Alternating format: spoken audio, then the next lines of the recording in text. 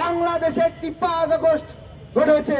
যে 5 আগস্ট ঘটেছিল বিগত 15.5 বছরের ফ্যাসিবাদের মাধ্যমে বাংলাদেশের মানুষের স্বাধীনভাবে কথা বলার অধিকার, বাংলাদেশের মানুষের স্বাধীনভাবে চলার অধিকার, ধর্ম প্রচার করার অধিকার, ধর্ম পালন করার অধিকার ব্যর্থ করা হয়েছিল জন্য 5 আগস্ট ঘটেছিল।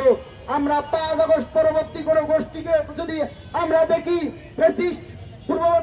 ফ্যাসিস্ট সময়কার মতোই তারা 5 আগস্ট পরবর্তী সময়ে তাদের মতাদর্শ প্রচারণা করার জন্য মবকে উস্কে দিয়ে এই বাংলাদেশের পরিস্থিতি উশৃঙ্খল করে ঘোলা পানিতে মাছ শিকার করতে চায়, তাহলে বাংলাদেশ জাতীয়তাবাদী ছাত্রদল ঘরে বসে না থেকে তাদেরকে শক্ত হাতে প্রতিহত করবে।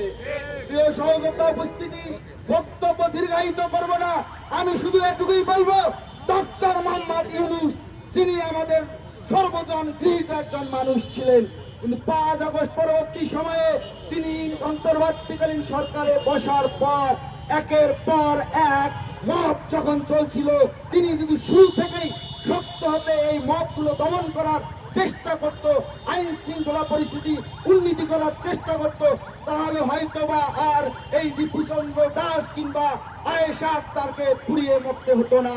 প্রিয় সহযোগিতা উপস্থিতি, আপনাদের ক্ষেত্রে আরেকটি কথা বলে দিতে চাই। আমি যে কথাটি বারবার আপনাদের বলেছি, প্রিয় সহযোগিতা বন্ধুগণ, আমরা যারা রাজনীতি করি, আমরা আমাদের অবচেতন মনে রাজনীতি করি।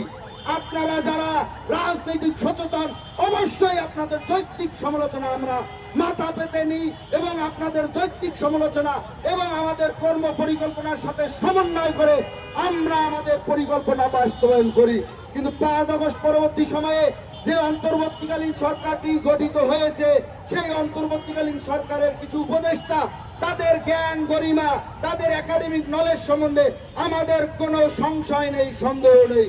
কিন্তু আমি বারবার একটা কথা আগেও বলেছি, এখনো বলতে চাই, মাঠ পর্যায়ে রাজনীতি করা আর একাডেমিক নলেজ দিয়ে মাঠ পর্যায়কে বিচার বিশ্লেষণ করা এক কথা নয়।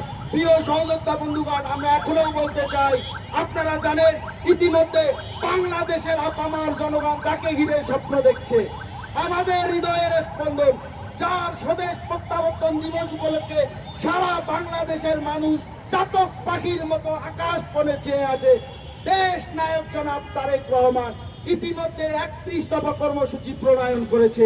আমাদের বিশ্বাস, আমরা বিশ্বাস করি